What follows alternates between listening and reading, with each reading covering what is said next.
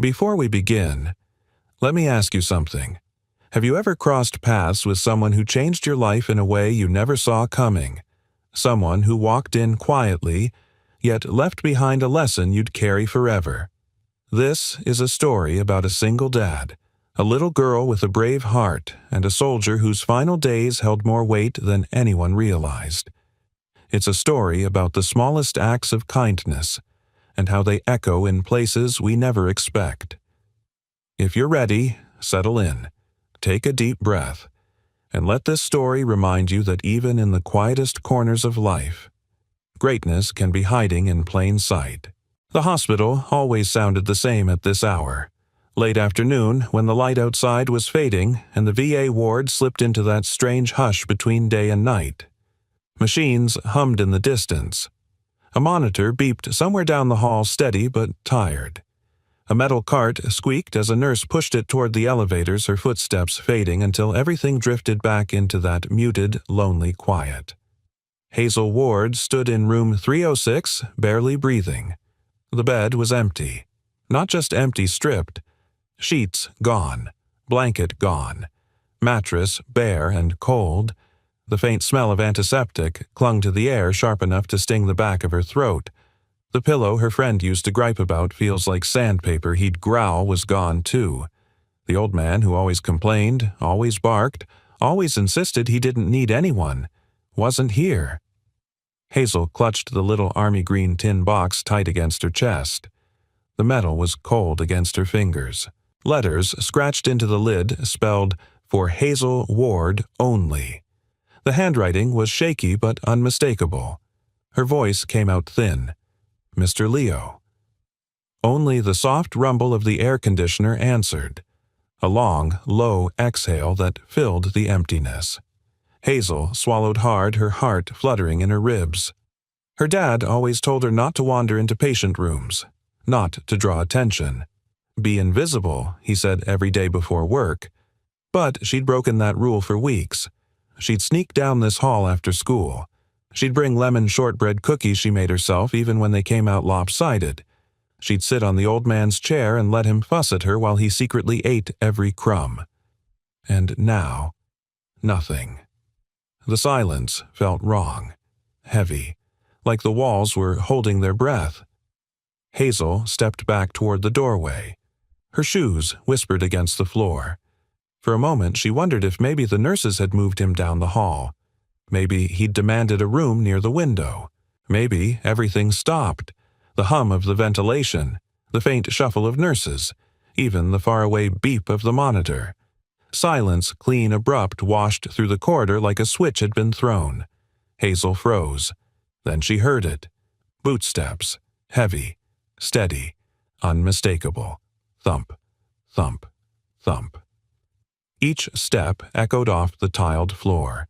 Not rushed, not careless, a rhythm that carried weight and certainty like someone who expected the world to shift out of their way. Hazel peeked around the door frame. Down the long hallway, doctors and nurses were stepping aside without being told. Shoulders straightened. Voices dropped. A line of 8 uniformed officers marched in formation, the synchronized stomp of their boots shaking something deep in Hazel's small chest. At the center walked General Aurora Keaton. Hazel had only seen generals in photographs, stern portraits on hospital walls, eyes, cold shoulders, stiff. But seeing one in person felt like standing in front of a storm. Aurora's presence rolled down the hall long before she stopped walking. Her uniform was crisp, the faint clink of her metals brushing against one another with each step. Even from a distance, Hazel sensed something sharp about her, controlled, pointed like a blade, kept polished. The officers stopped in unison outside room 306. Aurora stepped forward, her boots coming to rest inches from Hazel's sneakers. Her eyes swept through the doorway, scanning the empty bed, lingering on the abandoned heart monitor, the chair Hazel had sat in just yesterday. Then her gaze lowered. To the tin box Hazel was trying to hide under her jacket. Hazel's breath hitched. Aurora's voice was deep calm but carried a command that made Hazel straighten instinctively. Where is Colonel Leonard Maddox a beat? And where is the girl who brought him lemon shortbread cookies? Hazel felt the question like a hand closing around her spine. Before she could speak, someone moved behind her. Caleb Ward, her father, had turned from where he'd been mopping the floor near the supply closet. His mop clattered softly against the bucket as he stepped forward, instincts snapping awake. His boots weren't polished. His uniform wasn't a uniform at all, just a janitor's gray shirt worn soft with age. But his movement had that old precision Hazel recognized, the one he tried not to let others see. Caleb's voice was low-guarded. "Ma'am, is there a reason you're questioning my daughter Aurora?" Finally tore her gaze from Hazel and lifted her chin, studying the man between them. Her eyes narrowed not in hostility, but in recognition. Not the kind of recognition that came from memory. The kind that came from seeing the way someone stood, the way someone breathed when tension thickened the air. Caleb Ward still carried the military in his bones. Aurora took one step closer, her shadow falling across the doorway. "Mr. Ward," she said, each syllable firm enough to quiet the entire hall, "we need to talk. Now." Hazel's heart thumped loud in her ears. Bootsteps shifted behind the general. Metal gear clinked softly. Somewhere down the hall a nurse exhaled shakily. Caleb didn't move. He simply looked at Hazel, one silent, steady glance that said, "Stay behind me." The officers adjusted their stance. Aurora waited. Hazel clutched the tin box so tight the lid pressed into her palms. She didn't know what was inside besides the coin and the slip of paper. She didn't know why Mr. Leo wanted her to have it. She didn't know why a general had just walked into their lives like a storm front. But she felt it deep in her small, frightened chest. Nothing about this moment was ordinary. The hall felt too still, the air too heavy. And then Aurora's boots took a single step forward. Hazel's pulse jumped. Caleb didn't speak again as General Aurora Keaton led them down the corridor. The officers flanked her like a wall, their steps a steady drumbeat behind Hazel and her father. Hazel kept her hand curled around the metal tin in her pocket, feeling every groove of its scratched lid. With each echoing footstep she wondered if Mr. Leo had known this moment would come. The man who grumbled about everything.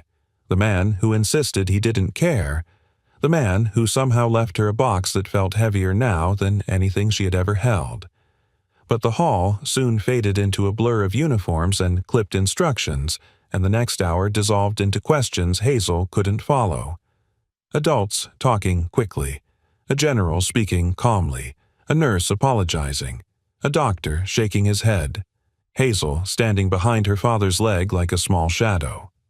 By the time they left the hospital, Hazel's head buzzed with more confusion than fear. Caleb didn't say a word until they reached the car. Only when he shut the door did he exhale, hands tightening around the steering wheel. "We'll figure this out," he murmured mostly to himself. Hazel nodded, though she didn't truly understand what needed figuring. The only thing she knew, Mr. Leo was gone. And he'd left her something. The memory came back to her as clearly as if someone had whispered it in her ear. Back then, the hospital didn't feel dangerous or mysterious, it was simply where her dad worked. Caleb Ward, single-father janitor at the VA Medical Center, the man who could fix anything except the things that truly hurt him. He moved quietly through the halls, pushing his mop cleaning spills, unclogging sinks, replacing broken bulbs. Hazel always wondered why he did everything so carefully, so gently, like even the floor tiles deserved respect. He never raised his voice at anyone. He never complained. He just worked. Every day after school, Hazel would walk from the bus stop to the employee entrance, the one that squeaked in a way she loved. She would wave her ID badge, tiny badge her dad called it, and slip into the small supply room where she did homework until Caleb's shift ended. The room always smelled like bleach and floor wax. The fluorescent light buzzed like an irritated insect. The shelves groaned under stacks of paper towels and gallons of cleaning solution. Hazel had learned to do her math problems with the rhythmic tick-tick of dripping mop heads. Her father had 3 rules. 1. Be invisible. Don't cause trouble. 2. Help when you can. Don't get in the way. 3. Stay out of patient rooms always. Hazel tried her best, but the day the bleach smell grew too sharp and her eyes watered, she'd slipped into the hall for fresh air. She remembered pressing her back to the cool wall, taking a long, slow breath. And then she'd heard an explosion of grumbling from room 306. "This is not food," an old man barked. "This is a war crime in a cup." Green slime, green Hazel peeked around the corner. A nurse was backing out of the room holding an untouched tray. The jello jiggled sadly under the harsh lights. The old man glared at it like it had personally wronged him. Hazel recognized the nurse, Miss Riley, who always smelled like cinnamon gum. Riley gave Hazel a tired smile. "Don't mind him, sweetheart. Colonel Maddox has opinions," Colonel Hazel whispered. "You'll hear him before you see him." Riley sighed. "He's harmless, just loud." Maddox shouted something else and Riley hurried off. Hazel stared at the jello. She remembered her father's voice in her head. "Kindness isn't weakness, kid. Kindness is discipline." She wasn't supposed to talk to patients. She wasn't supposed to approach their rooms. But the green jello looked lonely. And the old man looked lonely too. That night she went home, pulled out a recipe her teacher had sent home last Christmas, and tried her hand at lemon shortbread. The first batch tasted like warm chalk. The second was burnt. The third wasn't perfect, but it made the kitchen smell like summer, and Hazel decided that was good enough. The next day she slipped one cookie into a napkin, tucked it into her backpack, and made her way to room 306 with the stealth of a spy. The door creaked slightly when she pushed it open. Colonel Leonard Maddox glared at her from his bed. "Does this look like a playground?" he snapped. Scram! Hazel yelped and ran. That night she confessed to Caleb. He dropped the dish he was washing. "Hazel May Ward. You know the rules. You cannot go into patient rooms." "But he seemed sad," Hazel whispered, "and the jello was green." Caleb pinched the bridge of his nose. "No more. Promise me." She promised. She also lied. The next day she slipped a cookie onto the table beside his bed and fled, her sneakers squeaking on the tile. But before she turned the corner she peeked back. The cookie was gone. She didn't hear him clearly, but she heard enough a raspy whisper, "Stubborn kid." Just like him. She didn't know who him was. She didn't know Colonel Maddox once commanded hundreds of soldiers. She didn't know he'd carry secrets heavier than metals. She only knew he ate her cookies. Hazel blinked, pulled back to reality by the quiet hum of the car engine. Caleb was still gripping the wheel, staring straight ahead, jaw tight. "Dad." He glanced at her through the mirror. "Yeah, honey, General Keaton. Why was she looking for me?" Caleb didn't answer immediately. His eyes softened, but his voice dropped to a cautious hush. "I don't know yet," he said. "But whatever it is, we're going to face it together." Hazel traced the lid of the tin in her lap. Inside, something slid a faint metallic clink. Caleb heard it. "What's that?" She hesitated. "Mr. Leo gave it to me." Caleb's brows drew together. He reached a hand back. "Let me see." She shook her head. "Not yet. I want to look myself first." There was no anger in Caleb's sigh, only worry. Outside, the hospital loomed behind them, humming with secrets. Hazel tightened her grip on the tin. And somewhere deep inside she felt something shift, as if Colonel Maddox had left her more than a box, as if he'd left her a message. For the next few days, Hazel carried the tin box everywhere inside her jacket, tucked under her pillow, resting beside her cereal bowl every morning. Caleb kept watching her with the quiet caution of a man who'd learned to expect storms even when the sky looked clear. He didn't press her. He didn't ask. But he listened. He always listened. Hazel, meanwhile, kept returning to the memories that had built the strange friendship she never expected to have. A friendship that began with fear and lemon shortbread and slowly changed into something much bigger. It had all started with the sound of room 306, the squeak of the door, the huff of an old soldier pretending he didn't care, the steady beep of the monitor like a metronome counting their minutes, and, most of all, the moment each afternoon when the hallway fell silent just long enough for one tiny ritual to begin. 3:30 p.m. Hazel didn't plan it. It simply happened. Every school day her steps would slow as she approached his room. She'd hold her breath until she heard the familiar grumble from inside. Then her tiny knock. Not really a knock, more like a tap. A whisper of knuckles against the metal door frame. He always barked first. "You again? Or what did you burn this time? Or the unforgettable? If this cookie kills me, tell the VA I went out fighting." But the moment Hazel set the napkin down beside his water cup, Colonel Leonard Maddox would fall silent. She'd watch him pretend he wasn't watching her. She'd watch him pretend he wasn't waiting for her, and she'd see the exact moment he gave in the faint rustling of the napkin as he picked up the cookie the second she turned her back. He never said thank you, not in the normal way. Instead, he complained. That was his language. "These are too sweet. My teeth will fall out. These are too dry. Are you trying to assassinate me? Or his personal favorite shortbread is supposed to crumble, kid, not disintegrate like cheap chalk." He ate every crumb. But the ritual wasn't just cookies. It was conversation, though neither of them ever called it that. Maddox asked questions, sharp ones, the kind that made Hazel feel older than 10. "How's your math coming? Your teacher's still giving you that nonsense busy work. How's your dad's leg? He still limps when he's tired." Hazel answered honestly. Always honestly. She didn't know how to lie to someone who stared straight through her like she was a freshly polished window, and over time she found herself asking her own questions. "Why do you hate Jell-O so much? Why'd you call the nurse Rookie when she's older than my dad? Why don't you ever want visitors?" Maddox would snort, tug at the blanket, adjust his pillow with exaggerated annoyance, and mutter, "Too many questions for someone who barely reaches my shoulder." But then he would answer. Slowly, with that gruff, clipped voice that never softened but somehow felt gentle anyway.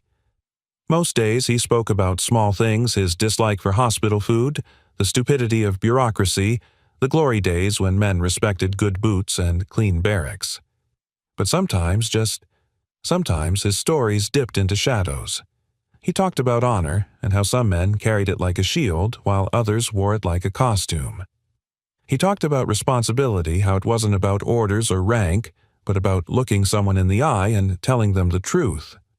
And one day when Hazel shyly asked why lying was such a terrible thing, Maddox leaned closer and told her in a slow, gravelly whisper, "Because the wrong lie on the wrong piece of paper can kill a man twice."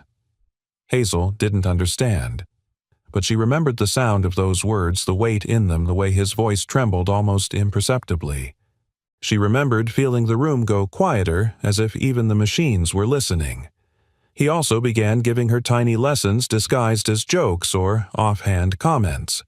How to recognize a bluff. How to judge someone by the way they held themselves. How sometimes the loudest person in the room was the weakest. One afternoon he reached under his pillow and tossed something toward her. It clinked against the mattress. A challenge coin worn smooth from decades of handling. "What's this for?" Hazel asked, turning it over between her small fingers. "A reminder," Maddox muttered. "People lie. Medals don't." Hazel didn't fully understand that either. But she tucked the coin into her backpack and treated it like treasure. And over time, she noticed something else. Maddox always made sure the chair beside his bed was turned slightly toward the door every day at 3:30. As if he were preparing for company he'd deny expecting. And Hazel noticed something in herself, too.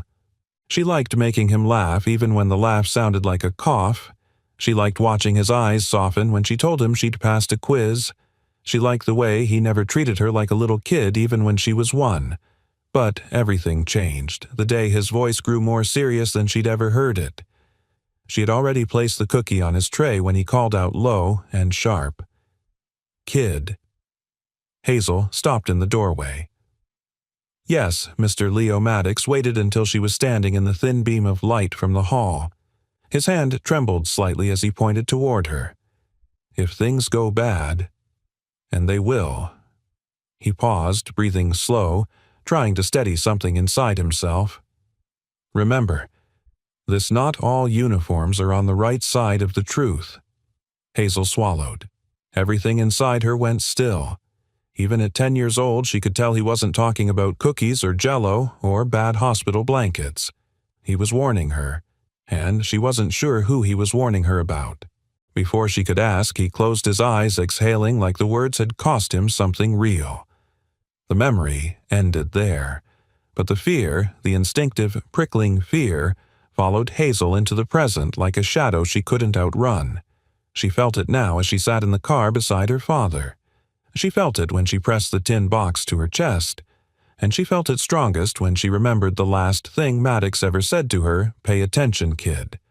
One day, it'll matter." Hazel didn't yet know that the day had already arrived. Caleb had been in tense rooms before. War rooms, debrief rooms, court-martial hallways filled with whispered rumors and bad news. But nothing had the same weight as standing with his daughter in the small administrative office the VA staff had cleared for General Aurora Keaton. Hazel sat on the chair beside him, her sneakers not quite touching the floor, her hands folded tightly over the green tin box. The faint metallic click from inside echoed now and then as she shifted. Each sound tugged a new thread of worry through Caleb's chest. Aurora stood across from them, sleeves rolled up a stack of documents spread across the desk. She didn't look like the kind of officer you argued with. She looked like the kind of officer who could move mountains by sheer force of will. Caleb cleared his throat. "General, with all due respect, if this is about me or my daughter, I'd like to know why a 2-star had to come in person." Aurora didn't look up immediately. She finished signing something, closed the file, and only then lifted her gaze.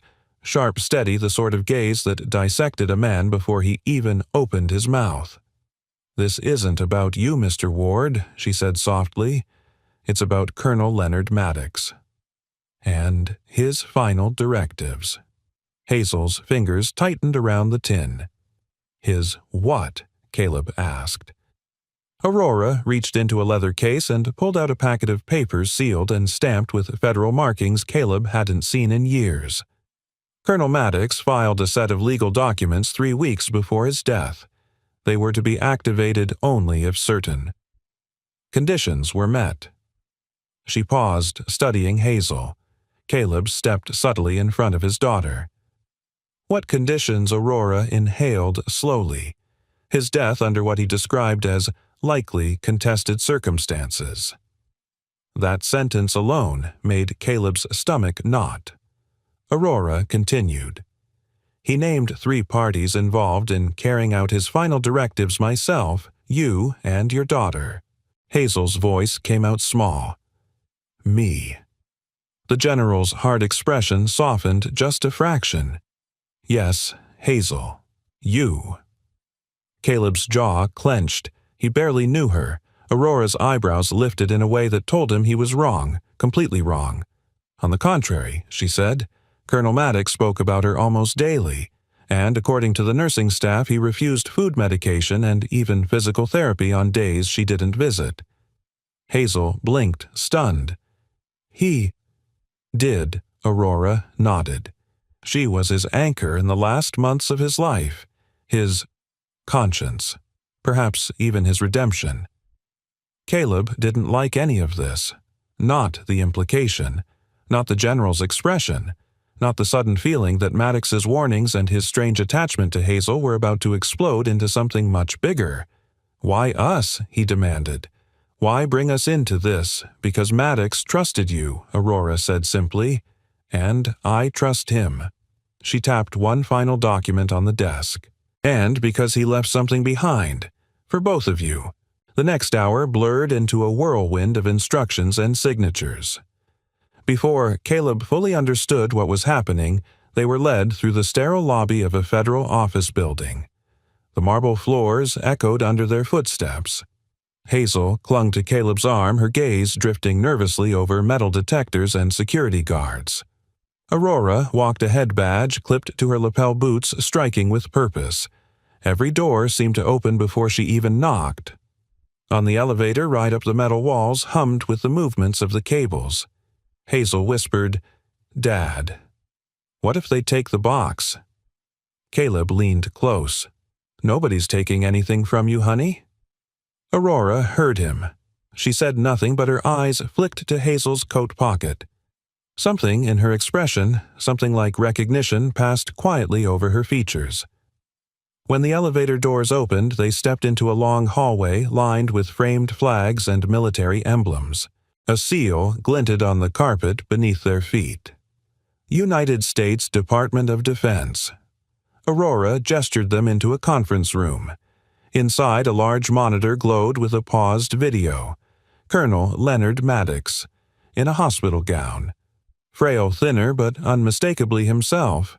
The sharp eyes, the set jaw, the stubborn posture of a man who never truly left the battlefield. Hazel let out a small gasp. Caleb rested a hand on her shoulder. Aurora pressed play. The recording crackled with static before Maddox's voice filled the room, rough but clear. "My name is Colonel Leonard Maddox, retired. If you're watching this, then I've kicked the bucket. Don't make a fuss about it." Hazel's breath shook. Maddox continued, more serious now. "I state that I am of sound mind. I know exactly what I'm doing." He lifted a document, tapping it. "I hereby designate the bulk of my estate to the Maddox Legacy Trust, and the primary beneficiary is Hazel Ward." Caleb's heart pounded.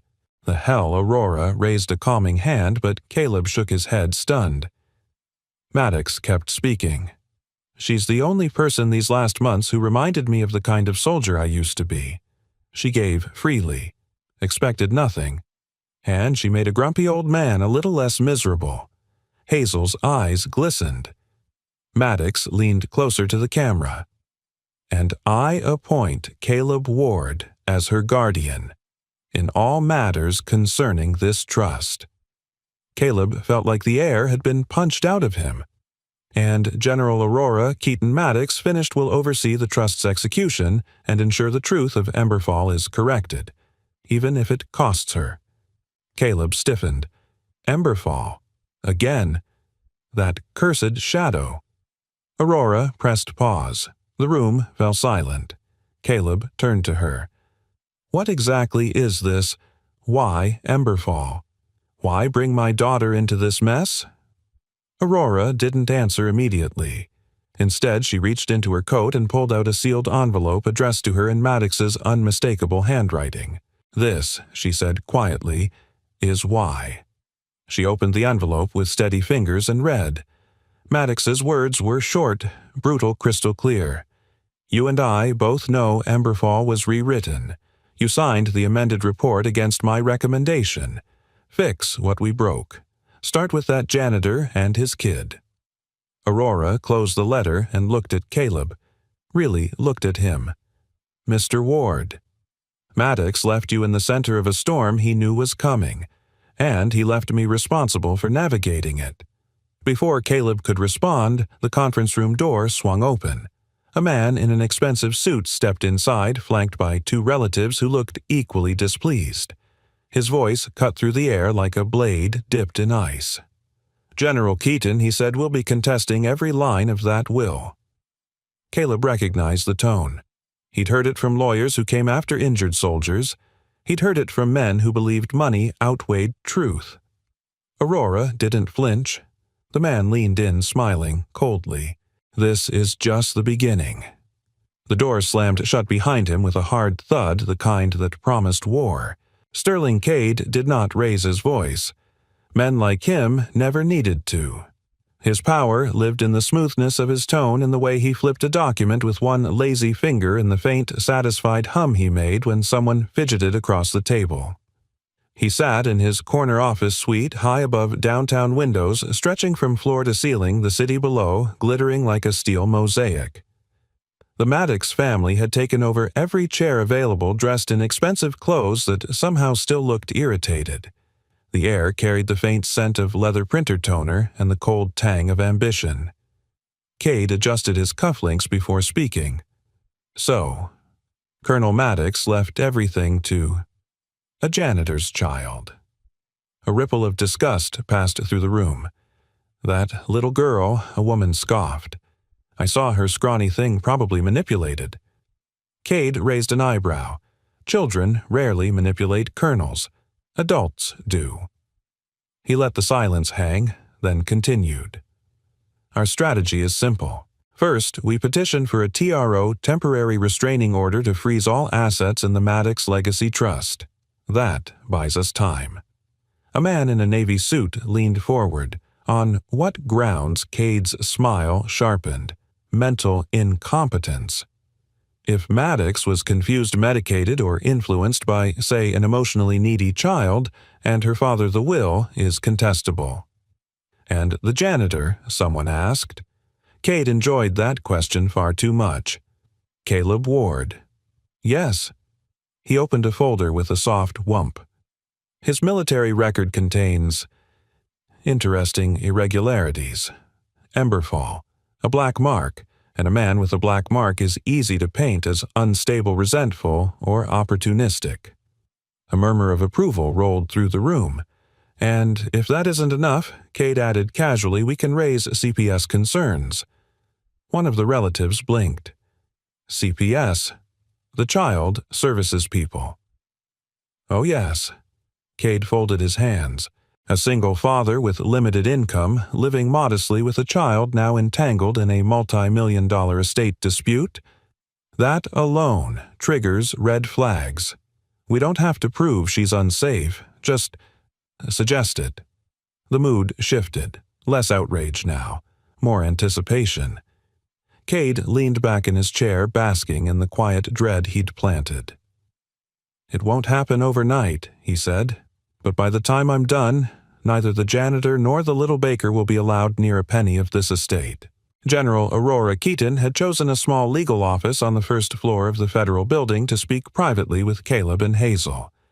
The room smelled like old binders, warm coffee, and the faint scent of floor polish. A single window hummed with the vibration of passing traffic. Aurora set her cap aside, flattened her palms on the desk, and leveled her gaze at them. This is going to be hard, she said. Cade is not a man who plays fair. Caleb crossed his arms, jaw tight. Then we don't give him anything to work with. Aurora shook her head. That's the problem. He doesn't need anything real. Hazel looked between them, small and silent fingers curled around the metal tin in her pocket. Aurora continued in a steadier tone. He will dig into Colonel Maddox's mental state. He'll question Hazel's motives. He'll scrutinize your military past. Her eyes lingered on Caleb, especially Emberfall.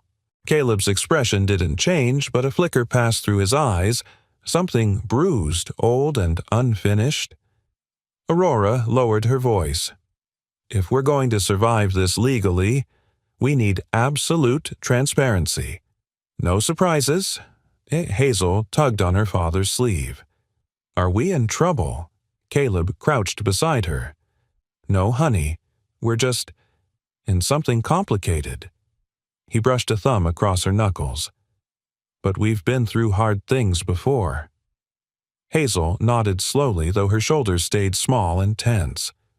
Aurora pressed her lips together before adding, You'll both be called in for depositions soon. Cade will try to twist your words, all of them, and the moment he senses vulnerability, he'll go for it. Caleb straightened. Let him try. Aurora met his gaze. She didn't smile, but she didn't look away either. You remind me of Maddox when you say things like that. Caleb stiffened. Is that supposed to be a compliment? Aurora's eyes softened by a millimeter. Maddox trusted you, even when you didn't trust him, and he didn't trust many people.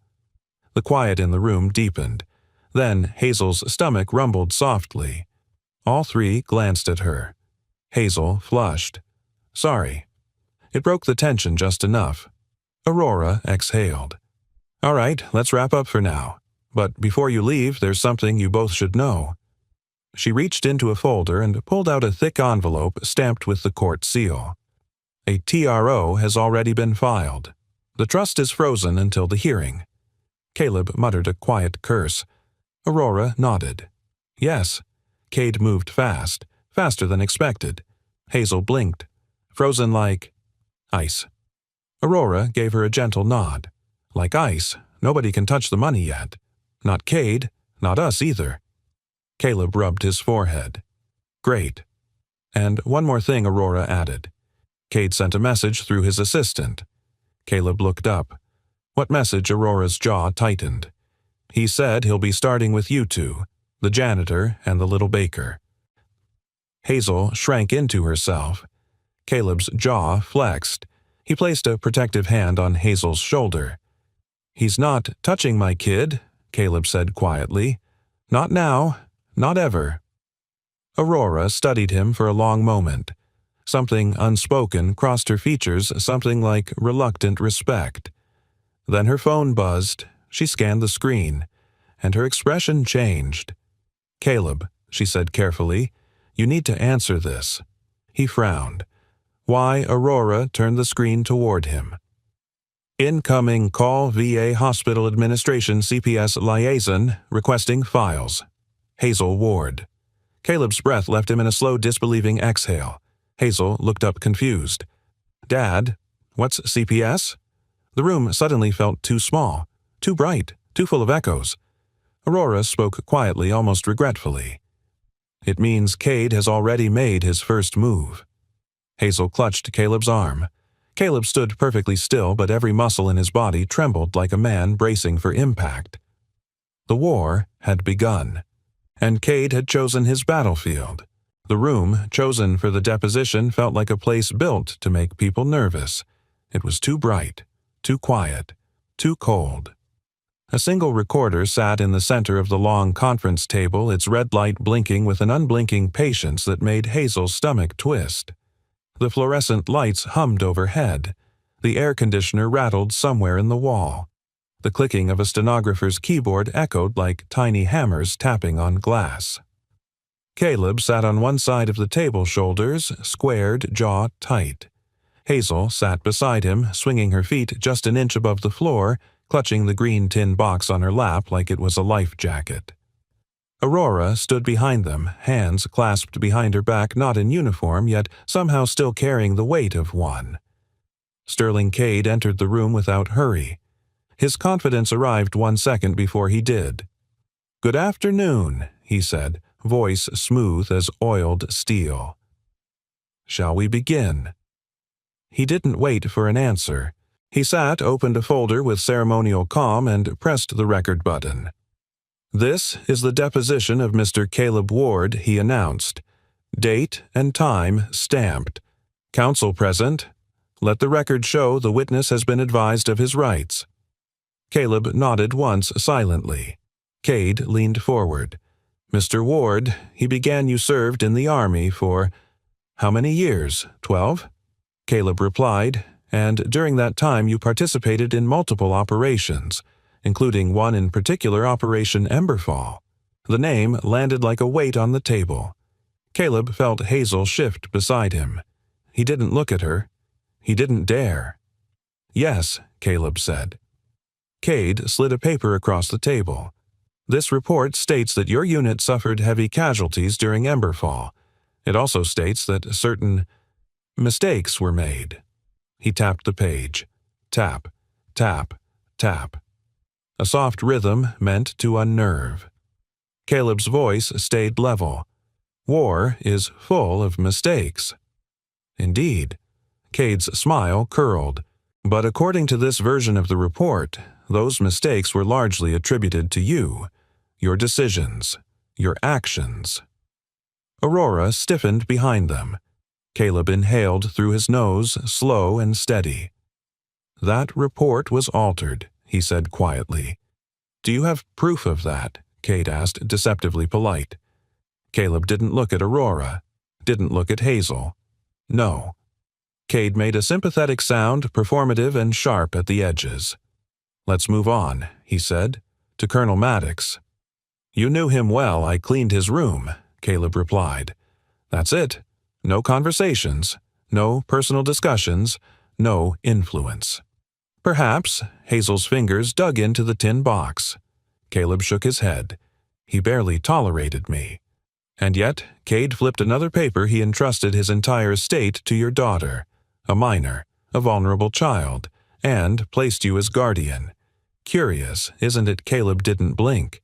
He had his reasons, which were. Caleb met Cade's gaze evenly. Ask him. Cade chuckled. Unfortunately, he's dead, Mr. Ward. Caleb said nothing. The silence thickened. Cade leaned back. Let the record show that the witness appears evasive. Aurora snapped objection. But Cade cut her off with a silky "noted." He turned toward Hazel.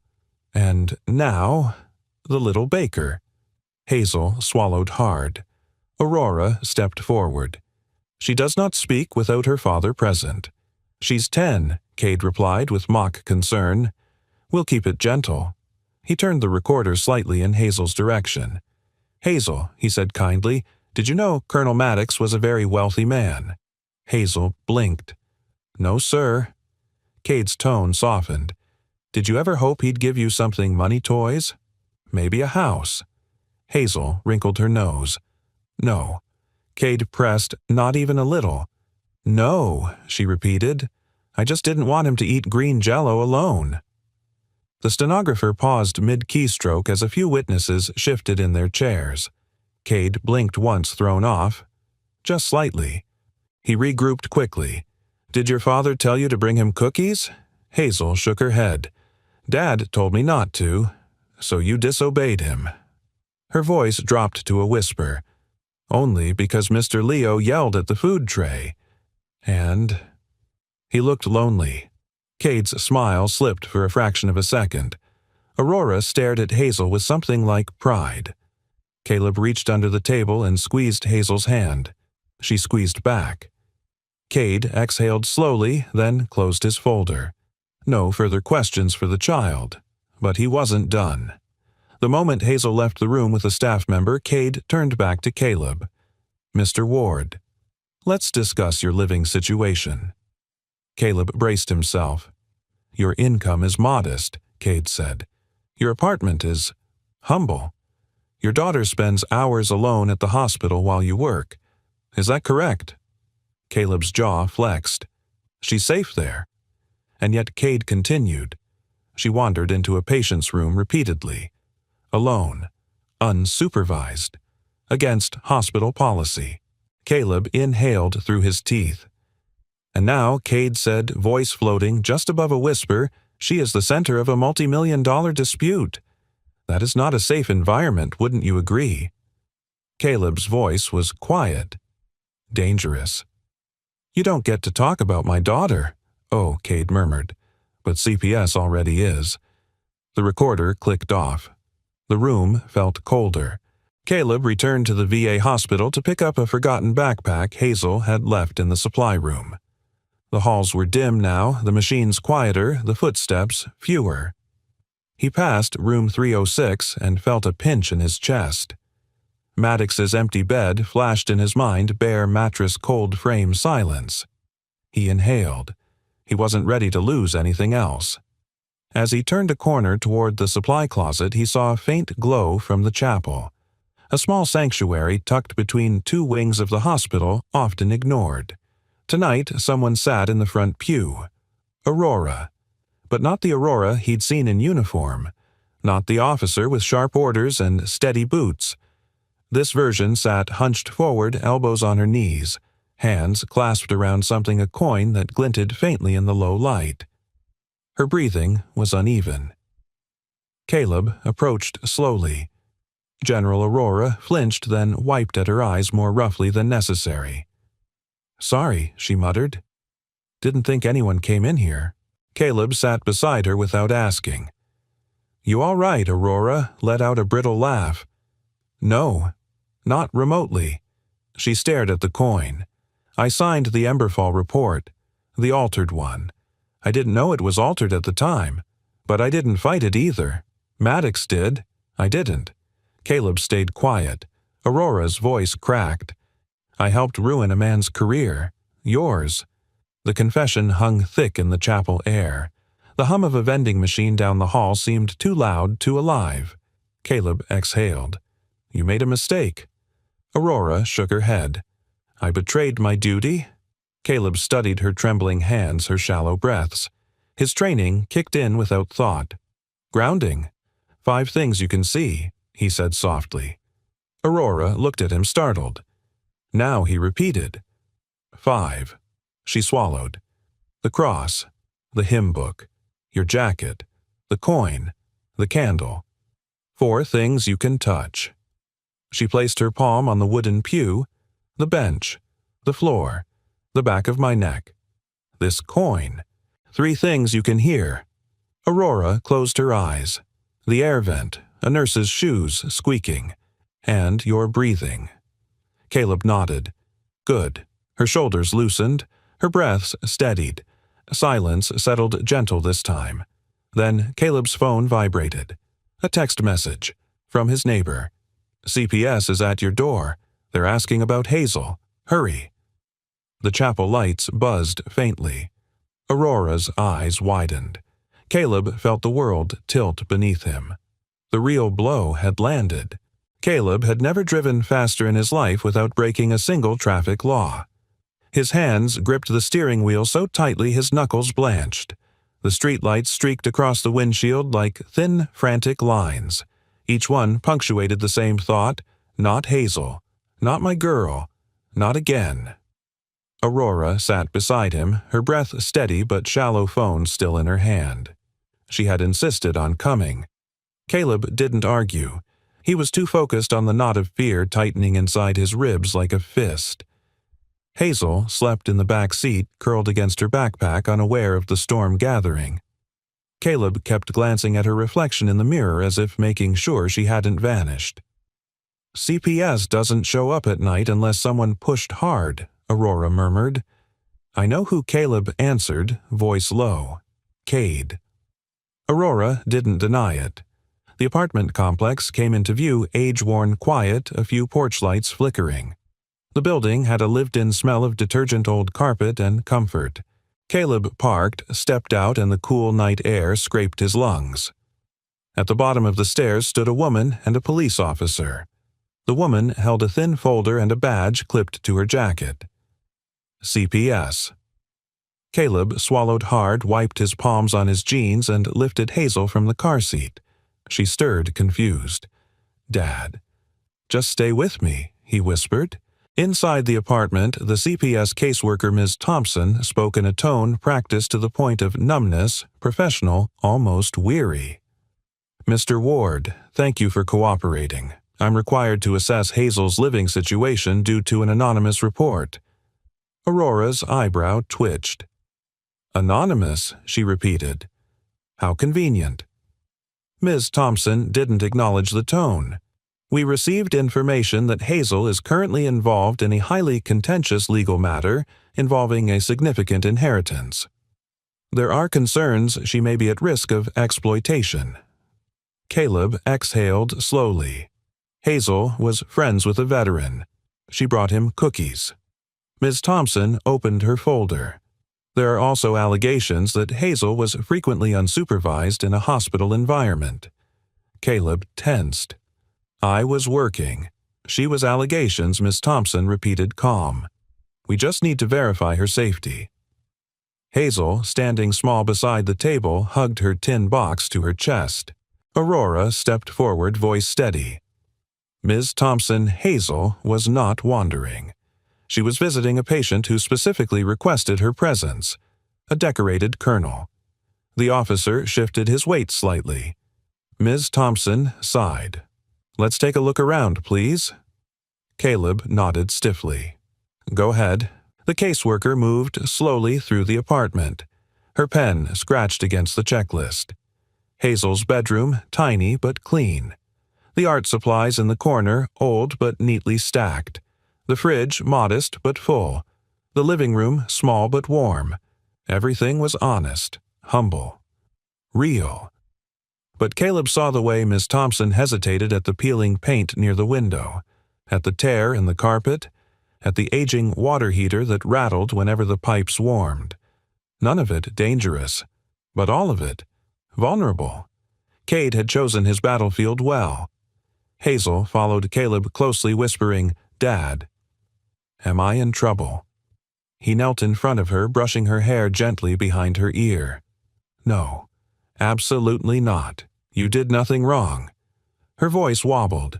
"Are they going to take me?" Caleb's heart clenched so tightly it hurt to breathe. "No," he promised. "No one is taking you."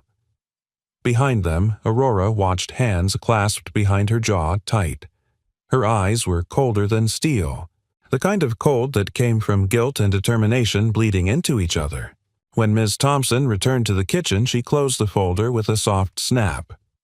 "Mr. Ward," she said carefully, due to the ongoing legal dispute, and because Hazel has become the beneficiary of what appears to be a multi-million-dollar trust, CPS is required to consider temporary protective placement, while we— Number Caleb's voice cracked through the room like a whip.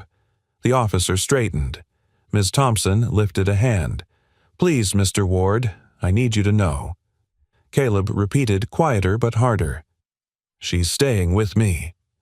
The officer cleared his throat. "Sir, please keep your voice." Aurora stepped forward so fast the officer instinctively rested his hand on his holster. She flashed her military ID.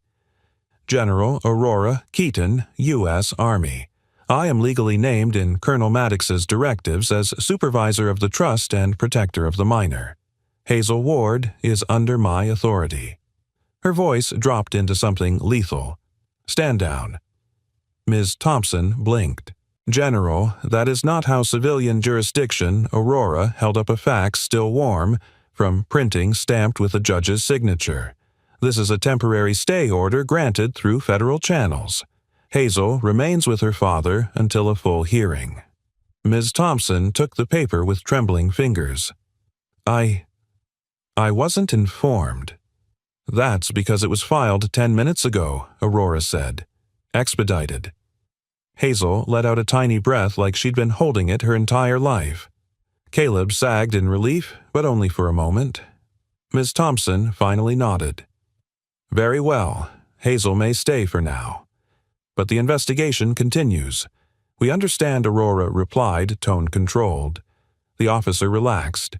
Ms. Thompson offered a thin, sympathetic smile. Then they left. The door clicked shut behind them. Hazel collapsed into Caleb's arms, tears finally spilling. "Dad, I was so scared." "I know, honey, I know." He held her tightly, burying his face in her hair. "You're safe. You're right here." Aurora turned away discreetly, giving them space. She stared at the wall, her shoulders rising and falling with a deep, unsteady breath. When Hazel finally fell asleep on the couch, exhaustion pulling her under, Caleb draped a blanket over her. The apartment was quiet, the kind of quiet that felt tender and bruised at the same time. Aurora sat at the kitchen table, elbows on her knees, rubbing her temples.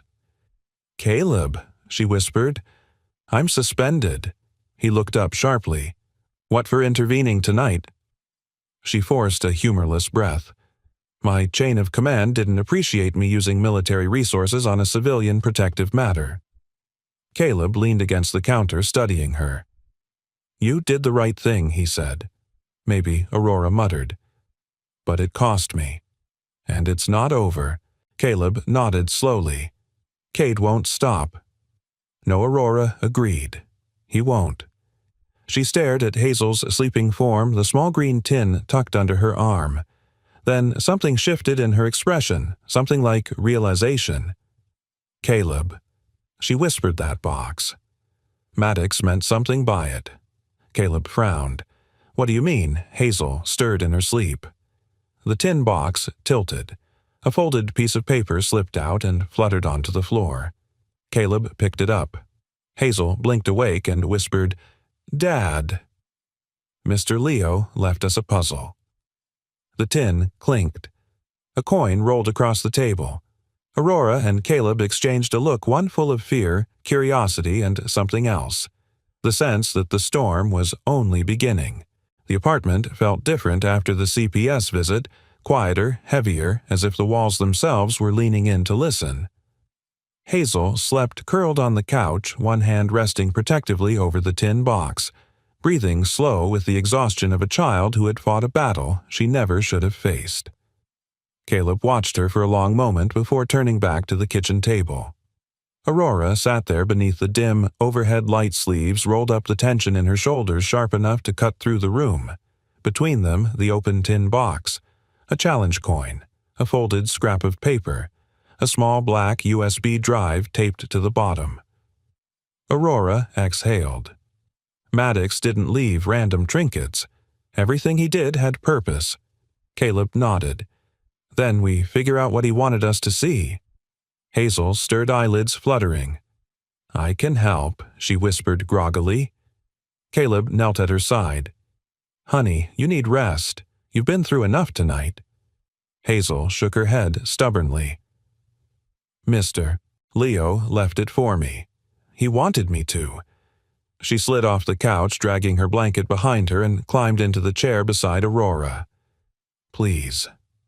Caleb and Aurora exchanged a silent look. Hazel wasn't going back to sleep. Not until this was done. Hazel laid the scrap of paper flat on the table. It was lined, torn from a notebook, edges frayed.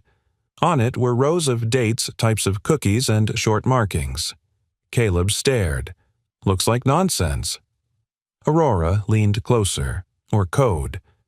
Hazel perked up. He gave me lemon cookies on days he asked me about Dad. Chocolate chip when he asked about school. Shortbread when he talked about serious things. Caleb blinked.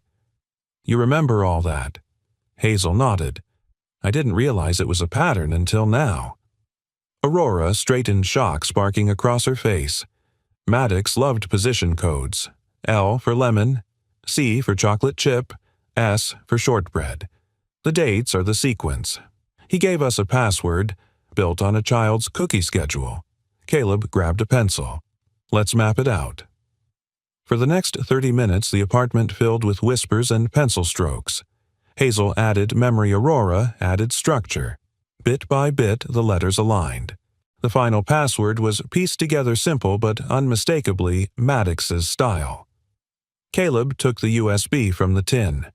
The plastic was warm from Hazel's hand. He lifted his laptop from the counter and set it on the table. The computer hummed awake. All right, Caleb murmured. Moment of truth. He plugged in the USB. A single file appeared locked. Enter. Password. Hazel whispered the answer. Caleb typed it in. A soft click sounded. The file opened. Inside were folders, hundreds of documents, emails, incident logs, time-stamped entries Maddox must have collected and hidden over years. Aurora's breath quickened. My God. Caleb clicked a video file. The screen filled with desert sun and grainy footage. Soldiers crouched behind a transport vehicle. Maddox's younger face appeared, eyes fierce dust clinging to his beard. Aurora watched, frozen.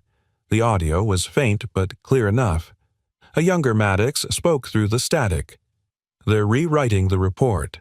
They're blaming the wrong man. They're protecting the contractor and covering for command. If anything happens to me, the truth is here. Don't let it die. Another soldier appeared briefly in the frame. Caleb. Younger. Formidable. Worn down. Aurora's voice cracked. They erased this. And pinned the mess on me, Caleb said quietly. His hands trembled not from rage but from something deeper. Vindication. Fear. Relief. A combination that tasted sharp at the back of his throat.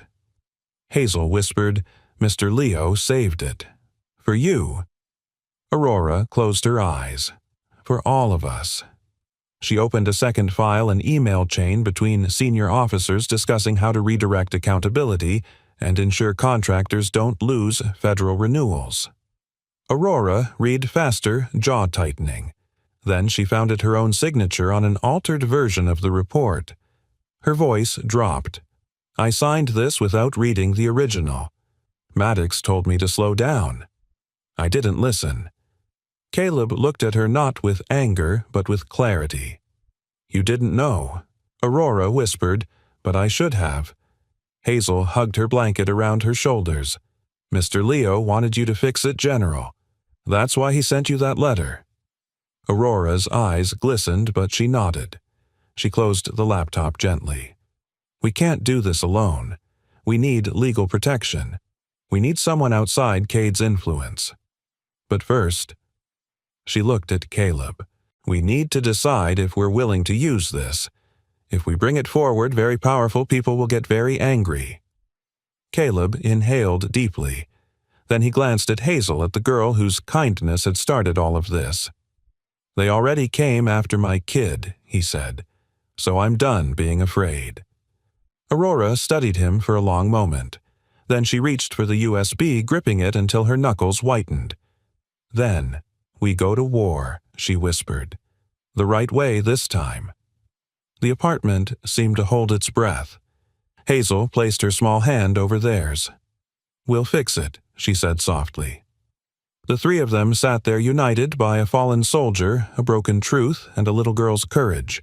The courthouse smelled faintly of old paper-polished wood and tension thick enough to taste. It was early morning, yet the hallway outside courtroom 4B buzzed with the low hum of whispers, lawyers murmuring strategies, journalists adjusting microphones, relatives of Colonel Maddox muttering indignantly. Hazel held Caleb's hand as they walked through the metal detector, her small fingers wrapped tightly around his. The tin box stayed inside Caleb's backpack, hidden from curious eyes, but Hazel could feel its weight like a heartbeat. Aurora led the way, her steps calm and measured. Though she wore a civilian suit, navy simple, understated, she carried herself with the commanding presence of a woman who once held 2 stars on her shoulder. Even without the uniform, people instinctively stepped aside. Today's hearing combined 2 storms, the probate challenge over Maddox's will and the preliminary admission of evidence regarding Emberfall, both intertwined more tightly than most would ever understand. Inside the courtroom, the air was chilled, the hum of fluorescent lights steady. The judge, an older man with silver hair and a voice roughened by decades of courtroom battles, adjusted his reading glasses as everyone took their seats. Caleb squeezed Hazel's shoulder. "Just breathe, kiddo." She nodded, but her legs swung nervously under the bench. Across the room sat Sterling Cade and the Maddox relative's sharp suits, sharp eyes, sharper intentions. Cade looked like a man prepared for a performance he had rehearsed thousands of times. He rose first. "Your Honor," he began smoothly, "we are here to contest the validity of a will created by an elderly man in failing health. A man who was emotionally manipulated by a 10-year-old girl and her father, a janitor with a questionable military past." Hazel stiffened. Cade continued unhurried, savoring each word like a blade drawn slowly. Colonel Maddox was not of sound mind when he altered his estate plan. He had formed an unhealthy attachment to the child. And Mr. Ward, whose record contains troubling irregularities, particularly concerning Operation Emberfall, stood to gain significantly. Their involvement compromises the will. He rested his hand on the podium fingers, tapping lightly. "We request the court to void the document." A murmur rippled through the room. Hazel's chest tightened. The judge adjusted his glasses. "We will hear from the other side." Aurora rose. She didn't raise her voice. She didn't perform. She simply spoke with clarity that quieted the room. "Your Honor, Colonel Maddox made his decision freely, and he took deliberate steps to ensure his wishes were honored, even anticipating that his family and their attorney would attempt to undermine them."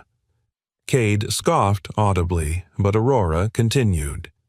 "He recorded a detailed video outlining his intentions. He filed legal directives weeks before his passing. He named 3 individuals he trusted to carry out his final wishes." She gestured to Hazel and Caleb. "And these 2 were chosen not because of manipulation, but because of kindness." Hazel blinked up at her. Aurora placed her palm lightly on Hazel's shoulder as she passed, and Hazel felt stronger. Furthermore, Aurora said, turning back to the judge, We have evidence relevant to Mr. Cade's claims evidence concerning Operation Emberfall. Cade shot to his feet. Objection, irrelevant to the will. It is relevant, Aurora countered. Because Mr. Cade and his clients have repeatedly weaponized Mr. Ward's military record to paint him as unstable. We can disprove that today. The judge considered this, then nodded. Proceed. Aurora stepped aside. Your Honor, Hazel Ward would like to make a statement. Hazel's heart skipped. She hadn't known this part, but she stood legs shaking and walked to the witness chair. The bailiff held a tiny Bible out of habit, not realizing Hazel had never sworn an oath before. She placed her hand on it, voice trembling. I promise to tell the truth. She sat, feet dangling, and Cade approached with the same predatory calm he had used during the deposition. Hazel, he began. Voice syrup. Sweet, Colonel Maddox gave you gifts, didn't he? Hazel frowned. Just a coin. He gave you money, didn't he? No. He promised you things. No. Cade leaned closer.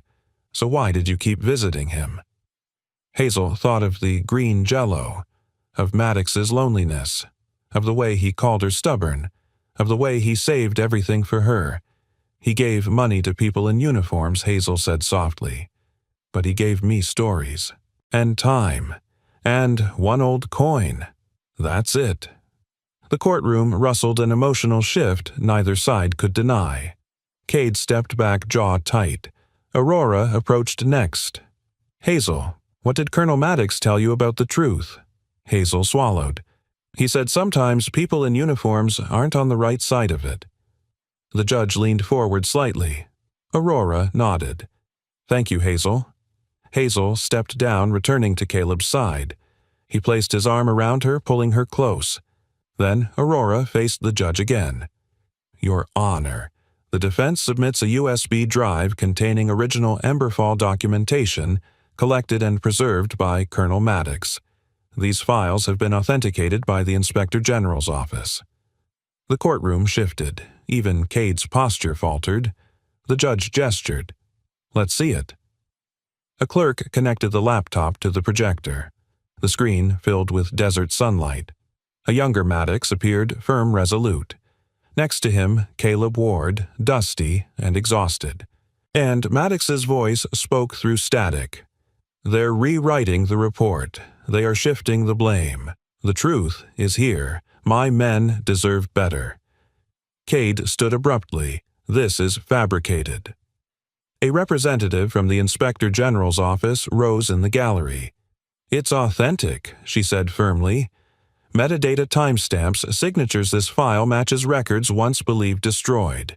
The altered report is the fabrication. The judge turned slowly toward the Maddox family. Aurora walked back to the podium. She inhaled deeply. Your Honor, I signed the altered report years ago. I believed it was accurate at the time. Colonel Maddox tried to warn me, and I didn't listen. I am here to correct my mistake and restore the honor of the soldier Mr. Cade has spent weeks trying to smear. Caleb looked at her, really looked at her for the first time without anger. The judge tapped his gavel lightly. Court will recess before I deliver my decision. The entire courtroom exhaled, some in dread, some in hope. As everyone rose, Cade shot Caleb a venomous glance.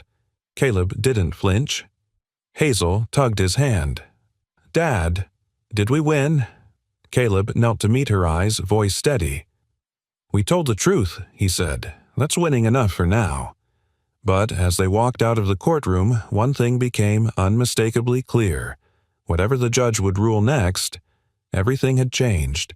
The judge's chambers buzzed with distant voices behind the thick wooden door, but inside courtroom 4B it felt as if the world had stopped spinning.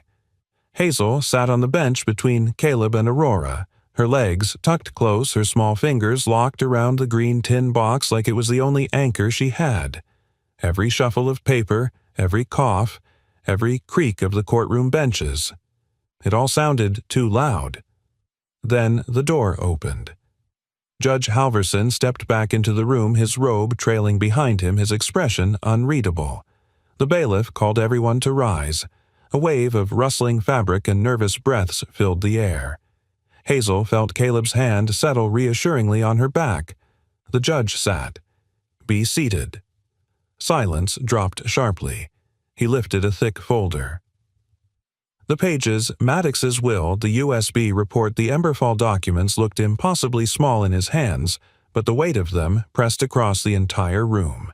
"I have reviewed the evidence presented," he began, voice deep and steady, including Colonel Maddox's directives, the forensic verification of the Emberfall files, and testimonies given. Cade curled his fingers around his pen knuckles white. The judge continued. "Colonel Leonard Maddox was of sound mind when he executed his estate plan." A breath left Hazel's chest in a trembling rush. "His video declaration is clear, voluntary, and consistent with the supporting documentation. There is no evidence, none, that he was coerced by Mr. Ward or the minor child." Cade sank slowly back into his seat. Judge Halverson turned a page. "Therefore, the court upholds the validity of the Maddox Legacy Trust." Hazel felt Caleb stiffen beside her. Aurora straightened just slightly like a soldier receiving long-awaited orders. The primary beneficiary remains Hazel Ward. Guardianship remains with her father, Mr. Caleb Ward. Oversight of the trust is granted to General Aurora Keaton per Colonel Maddox's explicit request. A stunned hush filled the courtroom. And, furthermore, the judge said, voice cooling into something sharper, the court finds that the challenge to the will was pursued with reckless disregard for the minor's well-being. Hazel's eyes widened. Caleb blinked. "What does that mean?" Aurora whispered. "It means Cade overplayed his hand." Judge Halverson wasn't done. As for the allegations raised against Mr. Ward, particularly concerning his military service, this court cannot ignore the newly authenticated Emberfall files. Cade's face drained of color. The Inspector General has confirmed that the altered Emberfall report was fraudulent. Mr. Ward's name was wrongfully associated with actions he did not commit.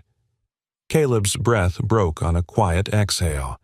His eyes fell closed for a moment, not out of exhaustion, but out of release. A weight he had carried for years finally fell away. In recognition of these findings, the judge said, "Mr. Ward's military record will be formally corrected, effective immediately." The courtroom shifted again, this time with murmurs of surprise, gratitude, disbelief. Hazel squeezed her father's hand. "Dad." "You're cleared." Caleb swallowed hard. "Yeah, kiddo. Looks like it." Judge Halverson lifted his gaze toward the back of the room. Regarding the involvement of Child Protective Services, all claims suggesting Hazel Ward was unsafe in her father's care are hereby dismissed. The court finds them malicious and unfounded. One of the Maddox relatives gasped. Cade stared straight ahead, jaw locked. The judge placed the folder down, hands firmly atop it. "Let it be known this court will not tolerate the use of child welfare systems as weapons in property disputes." Hazel felt her father's arm wrap around her shoulders. It wasn't a grand gesture, but it was steady, strong, full of quiet gratitude. And finally, the judge added, "I strongly advise the Maddox family to reconsider any further legal action. Pursuing this matter further may expose them to sanctions." A beat. This hearing is concluded. The gavel struck. A single sharp note that echoed like a gunshot, then dissolved into a rising swell of murmurs.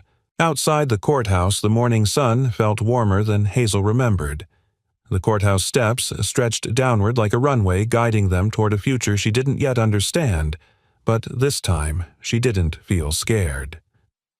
Caleb inhaled deeply, shoulders lifting, then softening as though for the first time in years he could breathe all the way down to his bones. Hazel tugged his sleeve. "Are we really okay now?" Caleb knelt, cupping her face gently. "Yeah, honey, we're finally okay." Hazel hugged him so tightly that his breath hitched. Aurora stepped back to give them space, watching quietly, her eyes softer than Hazel had ever seen.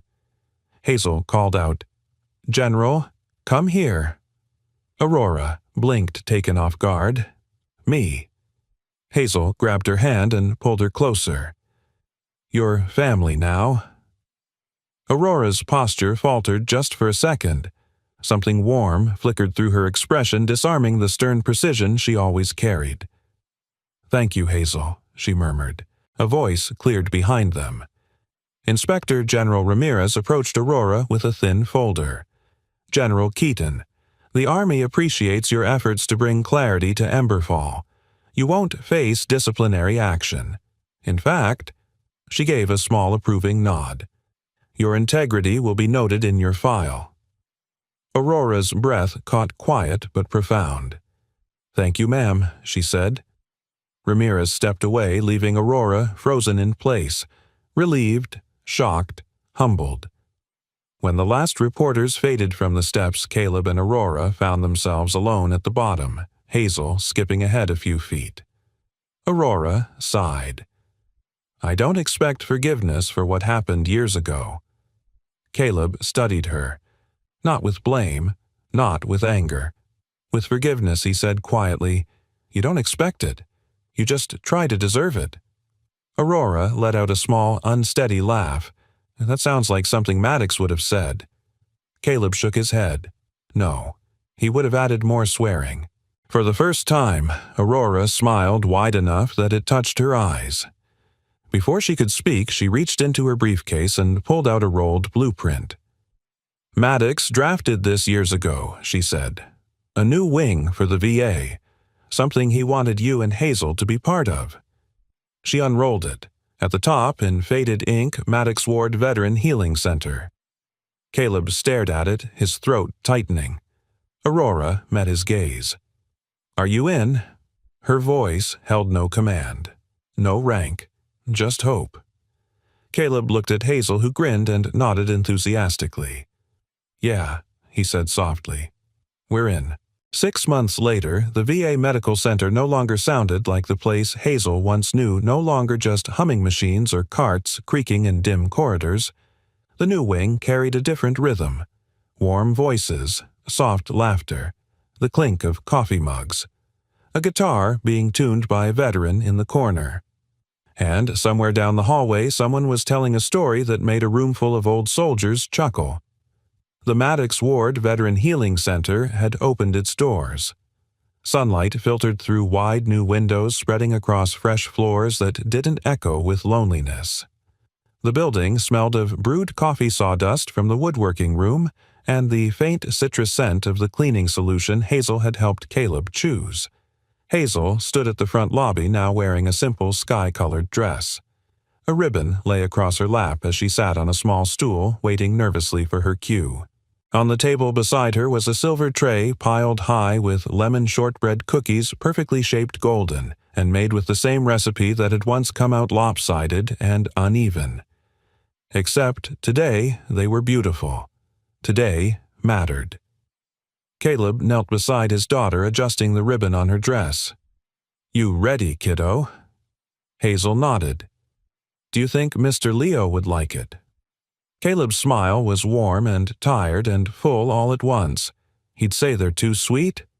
He chuckled, and then he'd eat half the tray before the ceremony even started. Hazel giggled, and for a moment she wasn't the girl who had sat trembling during court hearings or cried into a couch blanket while CPS knocked on her door. She was just a child again. A child who had made cookies for an old soldier who once barked at green jello. A murmur of conversation swept the room as the small crowd settled. Veterans in faded jackets, nurses, administrators, families, even a few reporters all gathered beneath a new plaque mounted on the wall.